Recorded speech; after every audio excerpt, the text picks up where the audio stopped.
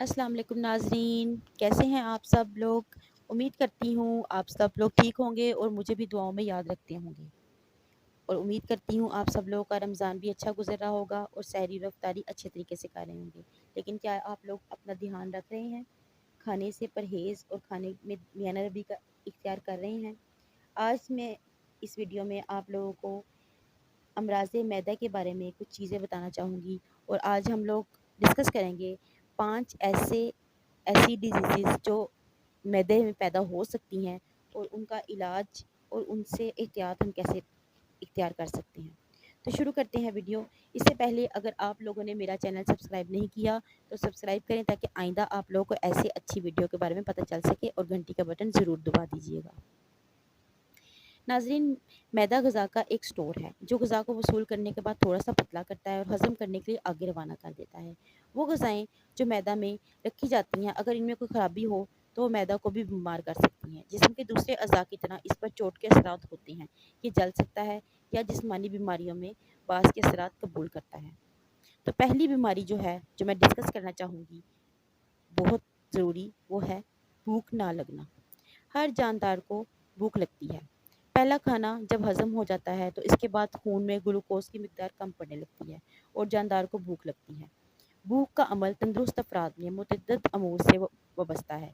पेट में पैदा होने वाले हंगर जूसेस से लेकर ज़हन के नफ़सियाती अवामिल तक हर चीज़ भूख को बढ़ाने या कम करने का बाइस हो सकती है। डॉक्टर प्योलाफ के कुत्तों पर तजर्बात से मालूम हुआ कि खाने की इत्तला, इसकी खुशबू, इसका मंज़र, बल्कि दूसरों को खाते देखकर भूख लगना, मशरिकी और फ्रांसीसी खानों को पकाने में खुशबू का अंसर भूख बढ़ाने और इसको ज़्यादा बढ़ाने में मददगार साबित होता है। खाने पकाने के दौरान जायफल, जावित्री का इस्तेमाल और पक जाने के बाद इलायची, लौंग, दालचीनी, ज़ीरा और स्याह मिर्च का पिसा हुआ सपूफ इस पर खुशबू पैदा करने के लिए छिड़काया जाता है। पंजाबी मुहावरों में खूबसूरत चीज़ों को देखकर भूख उड़ जाती है, जबकि हकीकत में बज़ाइका खाना भूख बढ़ाने का बाइस हो सकता है। खाने से पहले मीठी चीज़ें, तली हुई चीज़ें, मिठाई, चाय, आइसक्रीम, कुल्फ़ा, फलों के जूस, शरबत भूख को कम करते हैं। 2 खानों के दरमियान नशास्तदार ग़िज़ाएँ जैसा कि केक, बिस्किट, खीर, फिरनी, जेली पेस्ट्री, क्रीम के बने हुए बिस्किट वगैरह भूख बढ़ाने या कम करने का बाइस होते हैं। भूख लगाने में मैदा के असाब से दिमाग के मुख्तलिफ मराकज़ तक अपना-अपना काम होता है। इसलिए जब किसी शख़्स को भूख नहीं लगती या भूख ना लगना एक रोज़मर्रा की बात बन जाती है तो इसे अमराज़ के दायरे में ले आते हैं। मलेरिया और हर किस्म के बुखारों और ख़ास तौर पर इन्फ्लुएंजा, ज़ुकाम, निमोनिया वगैरह में भूख उड़ जाती है। दिल, जिगर, गुर्दों और गदूदों की अक्सर बीमारियों और सोजशों में भूख नहीं लगती। तेज़ाबों की कमी हो जाए, मैदे का कैंसर हो जाए, मैदे में सोजिश हो जाए, खून में कमी हो जाए या विटामिन बी की कमी हो जाए तो भूख नहीं लगती। इसके इसके साथ बी1 की कमी से भूख की कमी और कब्ज़ भी हो जाती है। बेज़ारी, अहले खाना से नफ़रत, परेशानियाँ, डर, दहशत और खौफ में भूख नहीं लगती। बाज़ लोग ग़िज़ा के इंतख़ाब और इसके पकाने के उसलूब या औक़ात खुराक में मामूली तब्दीली से मुतासिर होकर भूख गँवा बैठते हैं। माएँ अक्सर बच्चों के बारे में भूख ना होने की शिकायत करती हैं। ऐसे बच्चों के मुशाहिदे पर ये बतौर बीमारी महसूस ना हुई, बल्कि अक्सर बच्चे माँ की पसंद के खिलाफ बगावत के तौर पर जुज़वी भूख हड़ताल करते हैं। मसलन एक खातून बच्चों को पराठे के ऊपर मक्खन लगाकर चिकनाई की भरपूर मिकदार दाखिल करने का शौक रखती थी, जबकि बच्चे इतनी ज़्यादा चिकनाई पर मादा ना थे। नाश्ते में इसी किस्म के ऊट-पटांग नुस्खे बच्चों की भूख उड़ाते हैं। सुबह दूध का फीडर पिलाने के बाद बच्चों से भरपूर नाश्ते की तवक्का करना दुरुस्त नहीं होता। बच्चा अगर हस्ब तवक्का खाना ना खाए तो इसकी तलाफ़ी में दूध का एक फीडर और फिर सोते में एक और फीडर इसकी इश्तेहा को ख़राब कर देता है। बच्चे के गले फीडर्स और चूस्ती की वजह से भी ख़राब हो जाते हैं। दुखते गले की वजह से इनको निगलने में मुश्किल बढ़ती है, इनसे इसकी भूख कम हो जाती है और इनसे उल्टी का भी अंदेशा होता है। बढ़ने वाले बच्चों के लिए दूध ज़रूरी है। इनको कम से कम रोज़ाना 6,000 ग्राम दूध पीना ज़रूरी है, लेकिन दूध की ये मिकदार कस्टर्ड, कॉर्नफ्लेक, सेवइयों और दही की शक्ल में भी दी जा सकती है। भूख ना लगने की इलामात में मुख्तलिफ बीमारियां हो सकती हैं।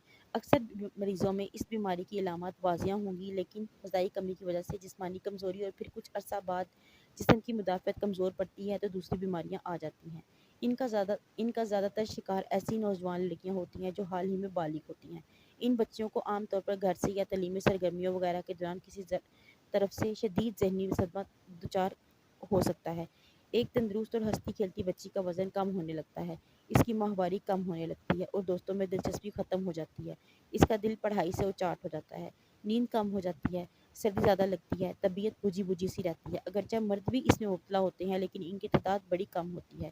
ایک مرد کے مقابلے میں عورت کا تناسب 290 تک ہو سکتا ہے۔ جسم کا درجہ حرارت کم ہوتا ہے، ہاتھ پاؤں ٹھنڈے رہتے ہیں، گالوں میں گڑے پڑ جاتے ہیں، وزن میں کمی تولنے کے بغیر بھی نظر آتی ہے، ہاتھوں میں جوڑیاں پڑنے لگتی ہیں، بات بڑھ جائے تو چلنا پھرنا بھی دوبڑ ہو جاتا ہے۔ مریض کو کھانا اس وقت پر کھلایا جائے اگر اس نے متوقع مقدار سے کم ہو، دو کھانوں کے درمیان کوئی اور چیز نہ دی جائے، کھانا اطمینان سے کھلایا جائے، اس وقت کسی اور کام کی جلدی نہ ڈالی جائے، جیسے کہ بچوں کو ایک طرف سے ناشتہ دیا جا رہا ہوتا ہے، دوسری طرف اسکول جانے کی افراتفری ان کو مسلط ہو۔ یہ صورتحال بھوک کو ختم کر دیتی ہے۔ طب جدید میں بھوک لگانے والی ادویہ کی ایک کثیر تعداد زمانہ قدیم سے مشہور رہی ہیں۔ یہ ادویہ ذائقہ کے لحاظ سے شدید کڑوی تھی اور یہی اس کی افادیت کا باعث تھا۔ جن لوگوں نے ان کے اثرات کا مطالعہ کیا انہوں نے بیان فرمایا کہ جب کوئی کڑوی چیزیں منہ میں جاتی ہیں تو وہ زبان پر پائے جانے والے ذائقے کے آلات کو تحریک دیتی ہیں، جس کے رد عمل کے طور پر معدہ میں تیزاب پیدا ہوتے ہیں اور بھوک لگتی ہے، ورنہ اس سے پہلے کے ماہرین کا خیال تھا کہ ادویہ معدہ میں جا کر اس کے اعصاب کو تحریک دے کر بھوک لگانے کا باعث بنتی ہے۔ بعد کے مشاہدے کے مطابق کوئی بھی کڑوی چیز منہ میں تھوڑی دیر رکھنے ہوا تھوک دی جائے اس سے بھی بھوک لگ جاتی ہے۔ اس سلسلے میں برٹش فارماکوپیا نے جن ادویہ کو پسند کیا ان میں ایک بہت مشہور ادویہ ہے جو ہندوستان کی ایک جڑی سے بنائی گئی تھی اور جس میں کونین، نیم، رس، رسونت وغیرہ کو ملا کر اس کو ایک سیرپ تیار کیا گیا تھا، بلکہ تلخ ہونے کی وجہ سے وہ بہت زیادہ استعمال کی گئی، مگر زہریلے اثرات کی وجہ سے اسے معمولی کاموں کے لیے استعمال کرنا درست نہیں سمجھا گیا۔ ان کڑوی ادویہ کو دوا سازی کی اصطلاح میں سٹومیک بیٹرز کہتے ہیں۔ جرمنی اور فرانس میں کڑوی جڑی بوٹیوں کی آمیزش سے کڑوے سیال عام بکتے ہیں۔ 1940 تک سارسپریلا نامی ایک تلخ مرکب خون صاف کرنے اور بھوک بڑھانے کے لیے عام بکتا تھا۔ بدقسمتی یہ کہ ان تمام چیزوں میں سے آج کوئی بھی نہیں ملتی۔ کھانے بددل اور کچھ ذائقہ بنا کر دیے جائیں جن میں خوشبو نہ ہو۔ ابلے کھانے بھوک نہیں بڑھاتے۔ دو کھانوں کے درمیان نشاستہ تر غذاؤں اور پیسٹری وغیرہ سے پرہیز کریں۔ سالن میں گھی کم سے کم ہو اور گھی والی روٹی اور دوسری مرغن غذاؤں سے بچا جائے۔ کھانے کے بعد پھل مفید ہے۔ بھوک کا تعلق جنسی ہارمون سے بھی ہو سکتا ہے۔ پرانے ڈاکٹر بھوک لگانے کے لیے کمزور مریضوں کو انسولین کے 10 یونٹ کا ٹیکہ کھانے سے 10 منٹ پہلے زیر جلد لگاتے تھے۔ یہ مقدار ضرورت پڑنے پر 15 یونٹ تک بھی دی جا سکتی تھی۔ اس ترکیب سے ناخوشگوار حادثات ہوتے اور ڈاکٹر کا مریض کے پاس رہنا ضروری ہے۔ اب اس کی جگہ ذیابیطس کے اعطال والی گولیوں کے علاوہ اور بھی دوائی مقبول ہو چکی ہے۔ ابتدا میں اسے الرجی اور حساسیت کے لیے دیا جاتا تھا، پھر معلوم ہوا کہ یہ بھوک لگاتی ہے۔ بازار میں ان گولیوں کو اور شربت بھی ملتے ہیں۔ دوائی مفید ہے لیکن اس کی معمولی مقدار سے بھی بہت زیادہ نیند آتی ہے۔ دیکھا گیا ہے کہ 10 سال کے بچے کو اگر اس کے 8-10 قطرے دیے جائیں تو اگلے دن بھی سوتا رہتا ہے۔ خیر، آج میں نے آپ کو بھوک نہ لگنے کی وجہ اور ان کی علامات اور ان کے علاج کے بارے میں بتایا۔ دوسری بیماری جو معدے کے بارے میں ذکر کرنا چاہوں گی وہ انشاءاللہ آئندہ آنے والے ویڈیو میں ہم ڈیٹیل اس کو ڈسکس کریں گے۔ تب تک کے لیے